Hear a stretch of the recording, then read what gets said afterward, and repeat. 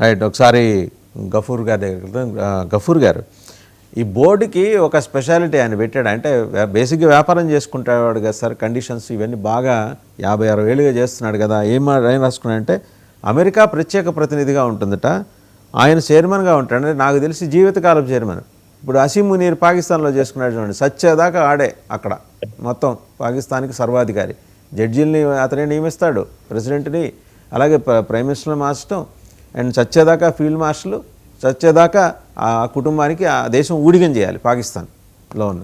ఇప్పుడు అలాంటిదే ఎందుకు ఆయన చూసి ఈయన కూడా పెరపెరలో ఉన్న రేగా ఏమో దీనికి ట్రంప్ చైర్మన్గా ఉంటాడట పీస్ బోర్డుకి.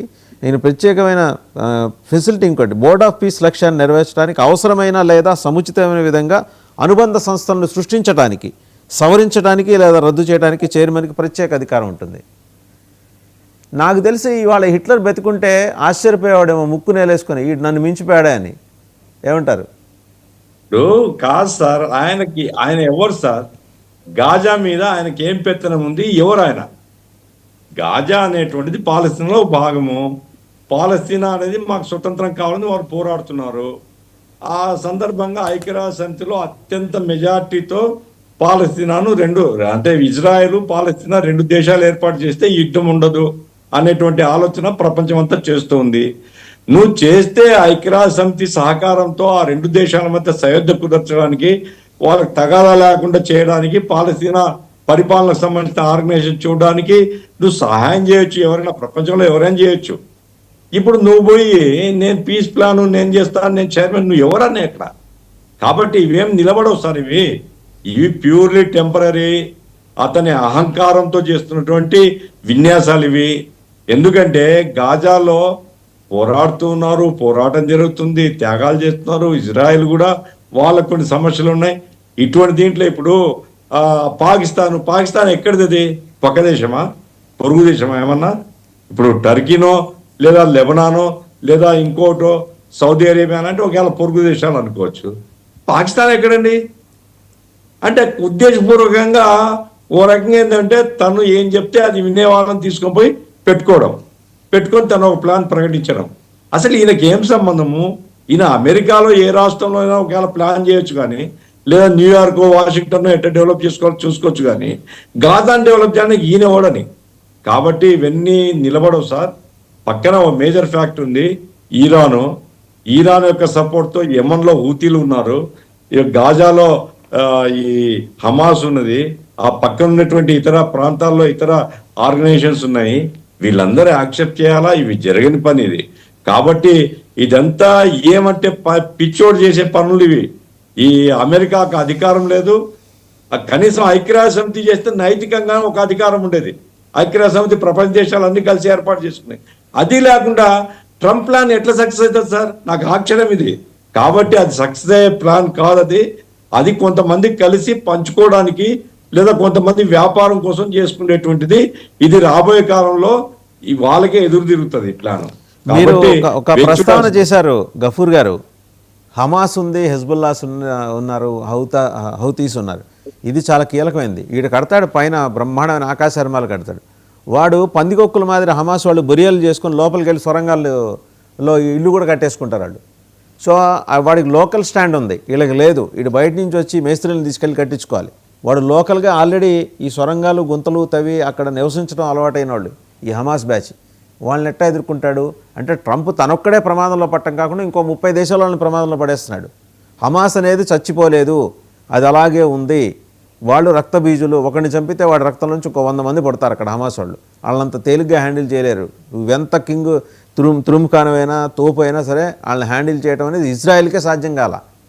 సో వీళ్ళు ఈ 20-30 దేశాలు టుమిరిగాళ్ళని వేసుకుని వెళ్ళి ఈయనేం చేయగలరు సార్?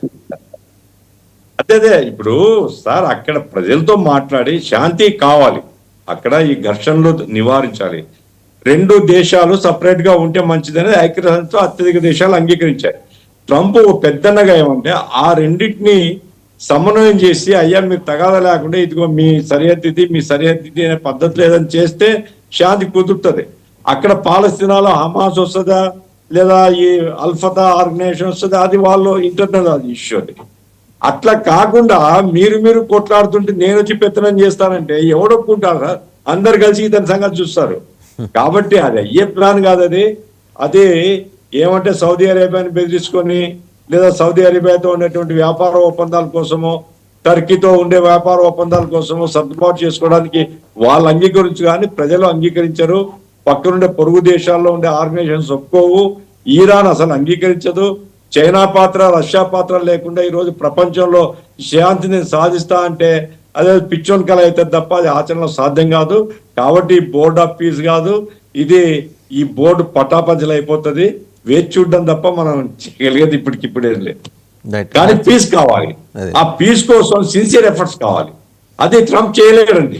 ట్రంప్ తో సాధ్యం కాదు. అంటే ట్రంప్ లేని ఒక పీస్ బోర్డు ఉంటే పీస్ వస్తుంది గ్యారంటీగా. అది స్పష్టంగా అర్థమవుతుంది. డాక్టర్ తులసిరెడ్డి గారు, పార్టిసిపేషన్ జరగాలండి. వాళ్ళని కన్విన్స్ చేసి జరగాలి. ఇజ్రాయెల్ ను కన్విన్స్ చేయాలి, పాలస్తీనా వాళ్ళని కన్విన్స్ చేయాలి. అప్పుడు పీస్ వస్తుంది. ఇప్పుడు వాళ్ళిద్దరూ తగాదా ఉంటే నేను పోయి ఆకాశ ఆర్మాలు కడతా అంటే ఒక బాంబుతో పేల్చేస్తారు వాళ్ళు. ఏం ఉపయోగం ఉంది?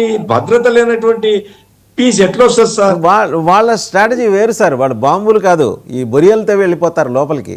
అది చూసారా, గాజా నుంచి ఇజ్రాయెల్ లాగా వెళ్ళిపోయారు కదా వాళ్ళు. వాళ్ళ టెక్నాలజీ ముందు వీళ్ళు ఆగలేరు, కూలిపోతాయి. అసలు ప్రజల పార్టిసిపేషన్ లేకుండా ఆ ట్రంప్ కు బుద్ధి అండి. ఆ ట్రంప్ కు సలహాదారు లేరా? ట్రంప్ కు ఆ మిలిటరీ వాళ్ళు ఉండరా?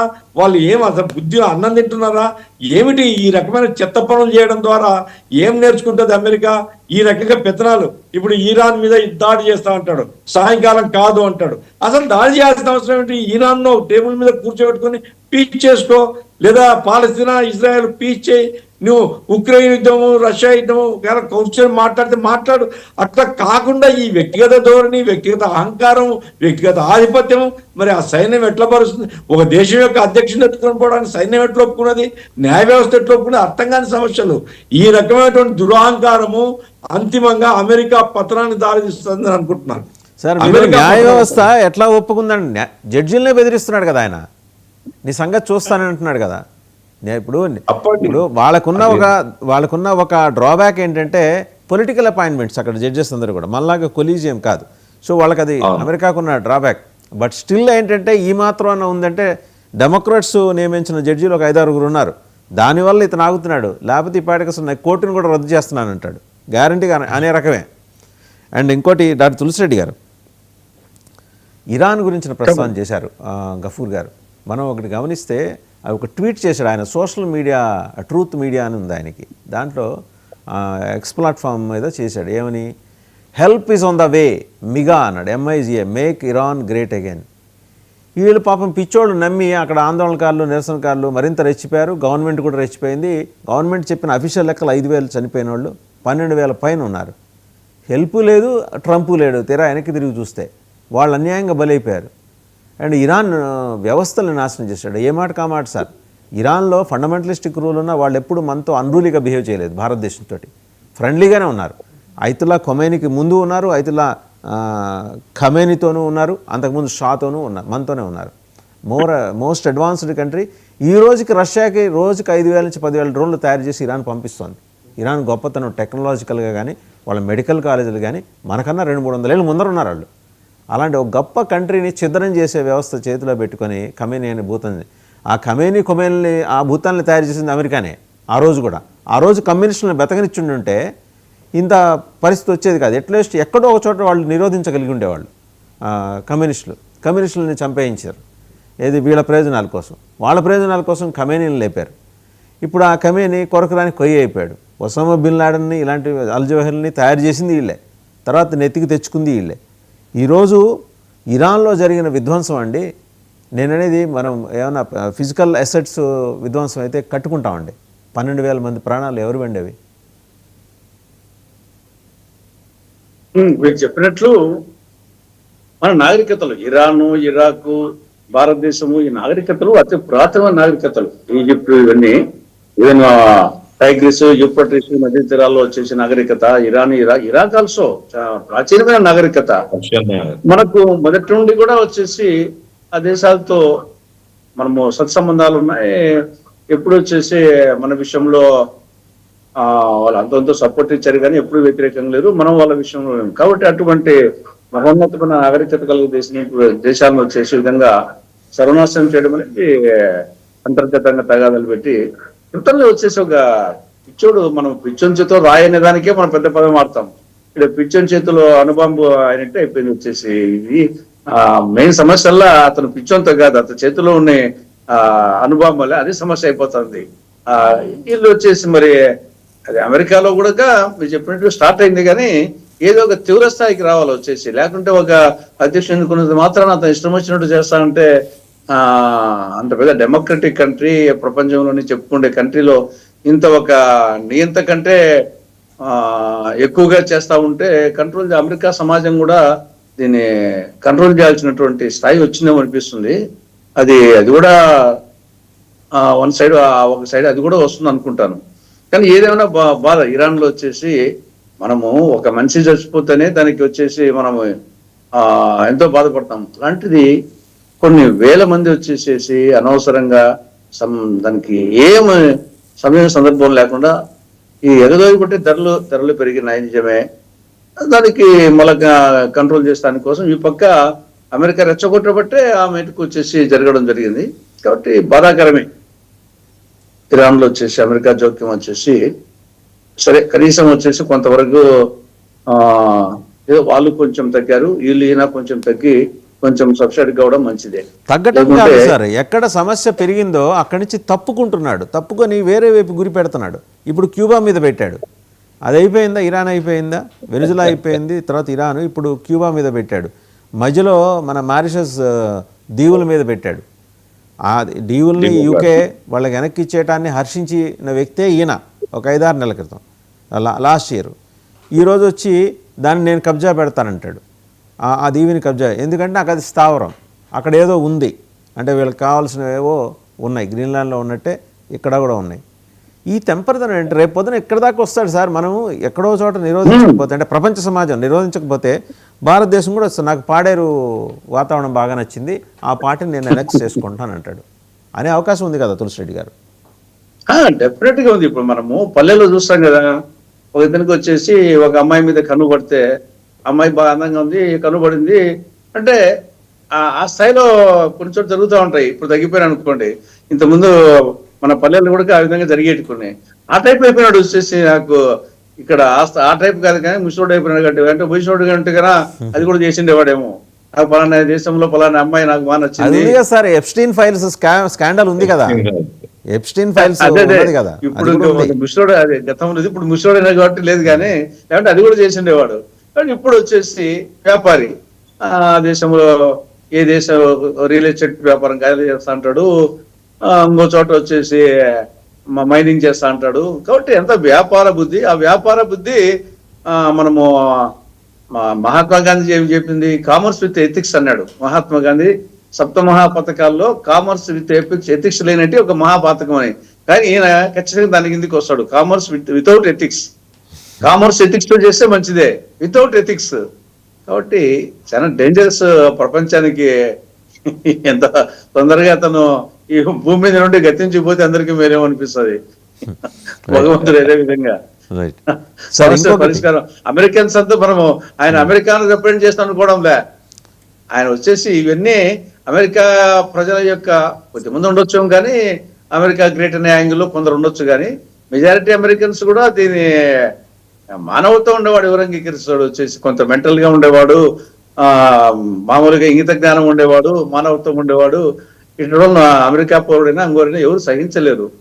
కానీ ఆ పదవిలో ఉన్నాడు కాబట్టి కోతికి ముందుగానే వచ్చేసి తాగింది ముళ్ళు గుచ్చుకున్నది అన్నట్టుగా ఉంది వచ్చేసి ఈయన పరిస్థితి ఆ పదవిలో ఉండబట్టి. ఏదో భగవంతుడే కంట్రోల్ పెడతాడు, ఏదో చేస్తాడు. దీనికి ప్రత్యామ్నాయం మహాభారతం ఉన్నట్టు పరిత్రాణాయ సాధూనాం, ఈ యొక్క దుర్మార్గం పెచ్చిమిరిగినప్పుడు ఏదో ఒక రూపంలో అవతరించి ఈయన సమాప్తం చేస్తాడు నా అభిప్రాయం.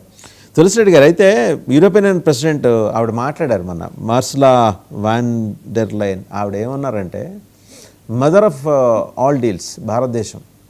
రేపు 26వ తారీఖు మనకి అతిథిగా వస్తున్నారు రిపబ్లిక్ డేకి. తర్వాత రోజు మనకి అగ్రిమెంట్కి సంబంధించి కూర్చుంటారు. అంటే ఒక విజన్ తోటి ఇప్పుడు అమెరికా సృష్టించిన సంక్షోభం నుంచి యూరోపియన్ యూనియన్ ఒక అవకాశం సృష్టించుకుంటుంది. దాంట్లో నుంచి అవకాశాన్ని తయారు చేసుకుంది. అది పెద్ద మార్కెట్, 140 కోట్ల మంది ప్రజలు ఉన్న మార్కెట్, మధ్యతరగతి దిగువ మధ్యతరగతి క్లాస్ ఉన్న మార్కెట్. సో వాళ్ళ ప్రోడక్ట్స్ రకరకాల ప్రోడక్ట్స్, మొత్తం పల్సెస్ కావచ్చు, ఇంకోటి కావచ్చు. ఇవన్నీ కూడా ఇక్కడ ఈ అగ్రిమెంట్ ఆవిడ చేసుకుంటాను అని ప్రకటించగానే గోరు దిగాడు అమెరికన్ రాయబారి. ఏడాది పాటు మనకి రాయబారి లేడు, ఓన్లీ ఇన్ఛార్జే. ఈయనెవరు, ఆయనది టఫ్ స్టాండ్ ఉన్నట్టు ట్రంప్ మాట్లాడితే దానికి అవతల సైడు ఈయన స్టాండ్ కూడా అదే, కానీ మెత్తగా అనమాట, తమలపాకుతో కొట్టి మాట్లాడుతుంటాడు. ఈయన వచ్చి డాలర్ బెదిరింపులు చేసి వెళ్ళాడు. బట్ ఈ క్రమంలో మన ఛాయిస్ ఎలా ఉండబోతుంది, ఎలా ఉంటుంది అంటే, ఇన్ఫ్యాక్ట్ మన విదేశాంగ విధానం అయితే చాలా అద్భుతంగా ఉంది. నాన్ కమిటల్గా ఉండటం, పరిమితంగా మాట్లాడటం వివిధ అంశాలకు సంబంధించి. ఎందుకంటే ఎప్పుడు యాక్షన్, జియో పొలిటికల్ అఫైర్స్లో ఏ మూమెంట్లో ఏది జరుగుతుందో, ఎవడెవడికి శత్రువు మిత్రువు అవుతాడో తెలియని పరిస్థితి. సో మన ట్రేడ్ అగ్రిమెంట్స్ యూరోపియన్ యూనియన్తో చేసుకోవడం ద్వారా మన ఎకానమీకి బూస్ట్ దొరికే అవకాశం ఉందా? ఎక్కడే వచ్చేసి యూరోపియన్ కంట్రీస్, అనేకమైన కంట్రీస్, రిచ్ కంట్రీస్, తెలుగు ఉండేవాళ్ళు, టెక్నాలజీలు ఉండేవాళ్ళు, ప్రపంచాన్ని రవేస్తమించని సామ్రాజ్యాన్ని పరిపాలించింది బ్రిటిష్ వాళ్ళని అంటాం. మొత్తం ప్రపంచాన్ని మొత్తం ఈ రోజుండే అమెరికాను వచ్చేసి పరిపాలించిన వాళ్ళు కూడా వీళ్ళే కదా, వచ్చేసి ఇంగ్లాండు, పోర్చుగీసు, స్పెయిన్, వచ్చేసి ప్రపంచాన్ని పరిపాలించినటువంటి చిన్న చిన్న దేశాలైనా కానీ. కాబట్టి డెఫినెట్ గా వాళ్ళతో డీలింగ్ అనేది డెఫినెట్ గా మనకు ఉపయోగపడుతుంది. మీరు చెప్పినట్లు మనం అనవసరంగా మాట్లాడాల్సిన అవసరం లేదు, మనకు ఉపయోగపడేది మనం ఓకే, లేకుంటే జనరల్గా వచ్చేసి మనము శాశ్వత మిత్రులు, శాశ్వత శత్రువులు ఉండరు. మన దేశ ప్రయోజనాలే మనకు శాశ్వత మిత్రులు. దాన్ని దృష్టిలో పెట్టుకొని ఎవరితో ఘర్షణ వాతావరణం అవసరం లేదు, at the same time surrender కావాల్సిన అవసరం లేదు. మనకు లాభం అయితే లేదా మ్యూచువల్ సింబియాసిస్, వాళ్ళకు ప్రయోజనము మనకు ప్రయోజనం. సింబియాసిస్ అనేది జనరల్ గా వ్యాపారంలో సింబియాసిస్ ఉంటుంది. వన్ సైడ్ వచ్చేసి ఒకరికి లాభము ఒకరికి నష్టం అనే విధంగా వ్యాపారం సాగదు. డెఫినెట్గా వాళ్ళకు లాభం మనకు లాభం ఉండే విధంగా ఆ మేర లాభంలో ఏ మేరకు అనేది ఆ యాంగిల్ బట్టి చేసుకోవాలి. మంచిదే, యూరోపియన్ ఒక దేశం కాకుండా మొత్తం యూరోప్ ఒక ఖండము తరపున రిప్రజెంట్ చేసినట్లు, కేవలం వచ్చేసి ఒక కంట్రీ కాకుండా డెఫినెట్గా ఒక మంచి పరిణామం. ప్రపంచానికి ఇది మంచి పరిణామం. ఈవెన్ అమెరికా దూకుడుకు ఇండైరెక్ట్ గా రాబో రోజుల్లో, ఇంతవరకు యూరోప్ అమెరికా ఒకటి ఉన్నాయి కాబట్టి అది రిచ్ కంట్రీ, రిచ్ కాంటినెంట్, ఇది రిచ్ కాంటినెంట్ కాబట్టి మనం ఈ యొక్క మిగతా ఈ యొక్క ఏషియన్ కంట్రీస్ ను, ఆఫ్రికన్ కంట్రీస్ ను డామినేట్ చేస్తూ వచ్చాయి. ఆస్ట్రేలియా అంటే అది దూరంగా ఉంటుంది, దాని నుంచి అది వాళ్ళ దృష్టిలో పోతారు. కానీ మెయిన్ గా ఆఫ్రికా కాంటినెంట్ ను, ఆసియా కాంటినెంట్ ను, వివిధ దేశాలు దీని ఈ రెండు రిచ్ కంట్రీస్ టెక్నాలజీ ఉండి చేస్తున్నాయి. ఇప్పుడు అటువంటిలో అమెరికా, యూరోప్ వచ్చేసి కొంత డిఫరెన్స్ రావడం అనేది డెఫినెట్ గా ప్రపంచానికి కూడా మంచిది, మనకు మంచిది, ప్రపంచానికి కూడా మంచిది. రైట్. గఫూర్ గారు, ఇంకొక ఇంపార్టెంట్ డెవలప్మెంట్, గ్రీన్లాండ్ తర్వాత క్యూబా మీద గురిపెట్టింది. 7 దశాబ్దాల కమ్యూనిస్టు పాలనకి మంట పెట్టడానికి రెడీ అయిపోయాడు.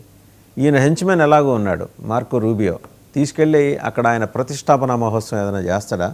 అలాంటి అవకాశం ఉందా? ఇప్పుడు ఆయన భుజం మించి గన్స్ అటు ఇటు తిప్పుతున్నాడు. క్యూబా దగ్గర వచ్చి ఆగింది. ఇవాళ పొద్దునకి మధ్యాహ్నానికి మారిపోవచ్చు, మనం చెప్పలేం. క్యూబా చిన్న దేశం సార్. నేనేమి అమెరికా ఒకవేళ దౌర్జన్యం చేస్తే తను నిలబడగలుగుతుందా, వెంటనే అమెరికాను ఓడిస్తుందా అని చెప్పలేను. కానీ క్యూబాలో ప్రజలు తిరుగుబాటు ద్వారా అధికారంలోకి వచ్చారు. ఎన్ని ఒత్తిళ్ళు వచ్చినా, ఎన్ని ఆంక్షలు పెట్టినా ఇంతకాలం వాళ్ళు అమెరికాకు లొంగకుండా నిలబడినారు. మొత్తం అక్కడ చక్కెర చాలా ఎక్కువ ఉత్పత్తి చేసేవాళ్ళు సార్. అమెరికా ఆంక్షల వల్ల చెరుకు తోటలని నరుక్కొని ఇతర పంటల వైపు మళ్ళారు. గోధుమలు అవి వేస్తున్నారు. ఆయిల్ దిగుమతి కాకపోతే ఇప్పుడు వెనిజులాతో ఒప్పందం చేసుకుని వెనిజులా ఆయిల్ వచ్చింది కాబట్టి వాళ్ళు చాలా రిలీఫ్ ఫీల్ అయినారు. అటువంటి ఒక దేశం మీద నేను పెత్తనం చేస్తాను, నేను ఆధిపత్యం చెలాయిస్తాను, క్యూబా నాదే అంటున్నా అంటే ఎక్కడి నుంచి వచ్చింది ఈ టెంపరితనం, ఈ దుర్మార్గం? అంటే ఒక వలస విధానం. క్యూబా ప్రజలు ఆయన్ను అంగీకరించే ప్రశ్న లేదు, ట్రంప్ను కానీ అమెరికన్స్ను కానీ. ఇప్పుడు సార్ ఈవెన్ వెనిజులాలో కూడా నాకు తెలిసినటువంటిది, how far it is true అనేది మీకు ఇంకా బెటర్ ఇన్ఫర్మేషన్ ఉండొచ్చు, వెనిజులాలో కూడా ఒక మంత్రి మొత్తం గెరిల్లా వార్ఫేర్ కు పిలిపించాడని, అమెరికన్స్ ఎక్కడ కనపడితే అక్కడ లేపేయండి అని. కాబట్టి వెనిజులా వాళ్ళు అమెరికా వాళ్ళు వెనిజులాలో పోవడానికి భయపడుతున్నారు. ఇప్పుడు ఎంతసేపు బెదిరించి ఆయిల్ తీసుకోవాలనుకుంటున్నారు. ఇక క్యూబాలో అడుగు పెట్టగలుగుతారా సార్ వీళ్ళు? క్యూబా 70 సంవత్సరాల నుంచి వాళ్ళు అనుభవిస్తున్నారు, వాళ్ళకి స్వేచ్ఛ స్వాతంత్రం ఉంది. అయితే చిన్న దేశం కాబట్టి వెంటనే పోయి పట్టుకోలేరా అంటే వెంటనే అమెరికా మిలిటరీ పోవచ్చు. సార్ వియత్నాంలో గెలిచినారా? చిన్న దేశం కదా. వియత్నాంలో గెలిచిందా అమెరికా? ఆఫ్ఘనిస్తాన్ చాలా వెనుకబడిన దేశం కదా, అమెరికా గెలిచిందా? క్యూబాలో కూడా అంతే సంగతులు. ఇవన్నీ కూడా చివరికి ఏంటంటే వాళ్ళ సమాధి వాళ్ళు కట్టుకోవడానికి ఇది ఉపయోగపడే పనులు తప్ప పిచ్చి పనులు ఇవి. ప్రపంచంలో ప్రజాస్వామ్యాన్ని గౌరవించాం, సార్వభౌమాధికారాన్ని గౌరవించాం, మైట్ ఈజ్ రైట్ అని గతంలో ఎట్లయితే మేము చెలాయించినామో ప్రపంచాన్ని అట్లా మేము చెలాయిస్తాం అనుకుంటే ప్రపంచం తిరగబడితే మాత్రం అమెరికా ఖండం లేకుండా పోయేటువంటి ఒక ప్రమాదం ఉంది. ఇప్పటికైనా సరే ఆ సైన్యం కానీ అక్కడుండే ప్రజాస్వామ్య సమాజం, అది కూడా అదేదో ట్రంప్ ఒక్కడు అనుకుంటే కాదు, ఆ ప్రజాస్వామ్య సమాజం మరి ఆ రకమైనటువంటి పద్ధతులు ఇవి తప్పు అని చెప్పుకోకపోతే ఆ సమాజం నష్టపోతుందండి. క్యూబాను మాత్రం ఆక్రమించుకోవడానికి ప్రయత్నం చేయొచ్చు, ప్రజలు మాత్రం అంగీకరించే ప్రశ్నే లేదు, పోరాడతారు. లాటిన్ అమెరికా ప్రజలు కూడా ఎవరు ఇప్పుడు చిలీలో పోయి పెత్తనం చేయడానికి ప్రయత్నం చేసినారు. ఇప్పుడు చిలీ ఏమైంది? చిలీ వాళ్ళ చేతులు లేదు, లాటిన్ అమెరికా వాళ్ళ చేతులు లేదు, వెనుజులా వాళ్ళ చేతులు లేదు, క్యూబా పోయే ప్రశ్నే లేదు. కాబట్టి దేశాలు స్వాతంత్రం కోసం పోరాడతాయి, ప్రాణత్యాగం చేయాల్సి వస్తుంది, అయినా చేస్తారు. ఈ ఆధిపత్యాన్ని, ఇతర దేశాల దురాక్రమణ మాత్రం ప్రపంచం అంగీకరించదు. ఇప్పుడు యూరోప్ వేరుపడిపోయిన తర్వాత అమెరికా ఒక్కటి ఏం చేయలేదన్న అభిప్రాయం సార్. అమెరికా ఒక్కటి ఏం చేయలేదు, అంత ధైర్యం లేదు దానికి. వేచి చూడాలి రాబోయే కాలం. క్యూబా ప్రజలు మాత్రం లొంగరు, తిరగబడతారని నేను బలంగా అభిప్రాయపడుతున్నా. చైనా రష్యాల పాత్ర పెరిగింది కాబట్టి ఈ పరిస్థితి వచ్చింది. రాబోయే కాలం క్యూబా మీదకి పోతే మరి వాళ్ళకు ఉండేటువంటి స్నేహం, రష్యాతో మంచి స్నేహం ఉంది, చైనాతో మంచి స్నేహం ఉంది. ఇప్పుడు వాళ్ళు మేము దాడి చేస్తామంటే వీళ్ళు కూడా ఆ రకమైనటువంటి దానికి ఎదుర్కొంటే మరి అమెరికా ఏమవుతుందో ఆలోచించుకోవాలా. రాబోయే కాలం సార్ మనం మంచి కోరుకుంటాం. ఇప్పుడు ఇరాన్లో 12,000 మంది చనిపోవడానికి ట్రంపే కారణం. ఆ పైలవి అనే వాడిని దేశంలో పెట్టుకొని వాడిని రేడియో స్పీచెస్ అన్ని కూడా డైరెక్ట్గా వీళ్ళ రేడియోని హ్యాక్ చేసి అది వినిపించి రెచ్చగొట్టి ఏమైంది సార్ చివరికి? అక్కడ ఇజ్రాయెల్ వాళ్ళు చెప్పారు ఇప్పుడులో ప్రభుత్వాన్ని మార్చలేము మనము అని. కాబట్టి సార్ ఎప్పుడైతే దేశాభిమానం అనేది వచ్చేస్తుందో అప్పుడు ఎన్ని కష్టాలున్నా, ఆకలున్నా, ధరలున్నా భరిస్తాడు సార్. కాబట్టి ఇరాన్లో ప్రజలు, అత్యధిక ప్రజలు, లక్షలాది మంది ప్రభుత్వానికి మద్దతుగా రంగంలోకి వచ్చారు. కాబట్టి ఇరాన్ ఈ పద్ధతిలో జయించలేవు. నువ్వు ఇరాన్తో ఒప్పందం చేసుకో, మంచిగా ఆ దేశం యొక్క అభివృద్ధికి తోడ్పడు. ఆ రకంగా ఎంత అనుభవం సార్ తుమ్మేని కూడా ఆయన వెతికి పెట్టుకున్నారు. మీరు గఫూర్ గారు చేసుకున్నాడు ఒప్పందం హమాస్ తోటి, హెజ్బుల్లాస్ తోటి, హౌతీస్ తోటి. వాళ్ళకి ఫండింగ్ చేసిందంతా అమెరికానే. ఎవడికి తెలియదు అది? వాళ్ళకి అక్కడ ఆశ్రయం ఇచ్చింది ఇరాన్ ఖొమైనీ ప్రభుత్వం కావచ్చు కానీ ఫండింగ్ చేసింది వీళ్ళే కదా. అందుకోసం సార్ ఈ భస్మాసుర హస్తం సార్, భస్మాసుర హస్తం టెర్రరిజాన్ని పెంచి పోయిస్తే ఇసిస్ ఏమైంది? లేకపోతే వాడెవడు బిన్ లాడెన్ ఏమైనాడు? బిన్ లాడెన్ అమెరికా పెంపుతోనే కదా వచ్చింది. చివరికి అమెరికా 20 అవర్స్ పేలిపోయినాయి. ఎప్పటికి కానీ టెర్రరిజాన్ని పెంచే ఆర్గనైజేషన్స్ ఏవి మనజాలవు సార్. టెర్రరిజాన్ని ప్రోత్సహించే కంట్రీస్ కూడా మనజాలవు. కాబట్టి శాంతిగా బతకడం, సహజీవనం చేయడం, ఏదైనా విధానం ఉంటే ఆ విధానం వాళ్ళతో ఓపెన్ గా చర్చించడం, ఆ రకంగా శాంతి, ప్రపంచ శాంతి అవసరం. ఇప్పుడు అమెరికా తను ఏదైతే ధోరణిలో పోతుందో సార్, అమెరికా 2వ ప్రపంచ యుద్ధంలో దెబ్బతినలే, మొదటి ప్రపంచ యుద్ధం దెబ్బతినలే, ఆయుధాలు అమ్ముకొని డెవలప్ అయినారు. ఇప్పుడు నేరుగా వాళ్ళు పోతున్నారు, నేరుగా పతనం వైపుగా పోతున్నారు నా అభిప్రాయం. కాబట్టి అన్ని దేశాలు ఏకమైతే అమెరికా ఏ క్షణంలో ఏమవుతో చెప్పలేము.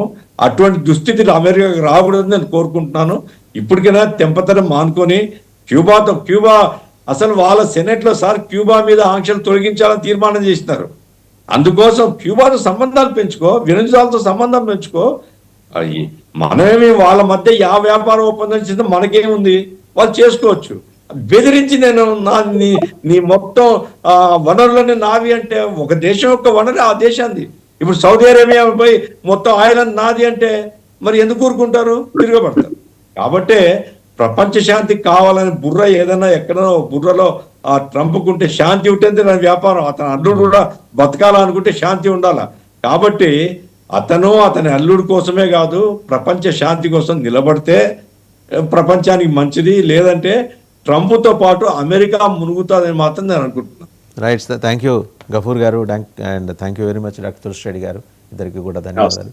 సో అంతర్జాతీయ అంశాలకు సంబంధించి సమగ్రమైన విశ్లేషణ అందించారు గఫూర్ గారు అండ్ డాక్టర్ తులసిరెడ్డి గారు. ఒకటి, ఈరోజు ఆయన అక్కడికి వెళ్ళి దావోస్ వెళ్ళి ఇచ్చిన స్పీచ్, ప్రపంచం అంతా బిజినెస్ మాట్లాడతాడు, అక్కడికి వెళ్ళి అమెరికా లోకల్ పాలిటిక్స్ మాట్లాడాడు. నాకు ఇంత సపోర్ట్ ఉంది, అంత సపోర్ట్ ఉంది అని చెప్పి. వాస్తవంగా ఆయనకున్న సపోర్ట్ 37%. రేపొద్దున నవంబర్లో జరిగే మధ్యంతర ఎన్నికల్లో రిపబ్లికన్స్ ఓటమి కనుక సంభవిస్తే ఆయన ఇంపీచ్ చేయొచ్చు, house of representatives, Congress impeach చేయొచ్చు. బట్ 2 సార్లు ఇంపీచ్మెంట్కి గురైన ఆయనకి 3వసారి ఇంపీచ్మెంట్ పెద్ద లెక్క కాదు, నెగ్గుకు వస్తాడు. ఆయనకున్న ఇతరత్రా బలాల వల్ల నెగ్గుకొస్తాడు. అవసరమైతే డెమోక్రాట్లతోటి ఫోన్లు చేసి సంభాషించేసి ఫోన్లో మాట్లాడి ఒకసారికి మీరు తప్పకుండా అంటాడు. సో ఇలాంటి మెరమెచ్చులు, ఎత్తుగడలు ఆయనకి తెలియనివి కాదు, తెలియవని కాదు. బట్ ఓవరాల్గా అదే వాళ్ళ హెడేకు, వాళ్ళ సావు అక్కడ అమెరికాలో. కానీ ప్రపంచాన్ని కబళించాలనే ఒక దుర్మార్గమైన ప్రక్రియ ఉంది. మొట్టమొదటిసారిగా యూరోపియన్ యూనియన్ నుంచి ప్రతిఘటన, దటు ఫ్రమ్ ఫ్రాన్స్ ప్రెసిడెంట్ ఆయన ఎమాన్యుయల్ మాక్రాన్. ఆయన చాలా గట్టిగా నిలబడ్డాడు, ఛాలెంజ్ చేశాడు. నీకు $1 బిలియన్ ఇవ్వడానికి మాకేంటి అవసరం, నా ప్రయోజనాలు ఏంటి, నువ్వేదో హాలిడే రిసార్ట్ కట్టుకుంటే మేమెందుకు పైసలు వేయాలి అని చెప్పి గట్టిగా నిలదీశాడు. బెల్జియం, అన్ని దేశాలు గొంతుకు కలిపాయి. And as rightly said by Ghafoor garu and Tulasi Reddy గారు, అమెరికా తోటి యూరోపియన్ యూనియన్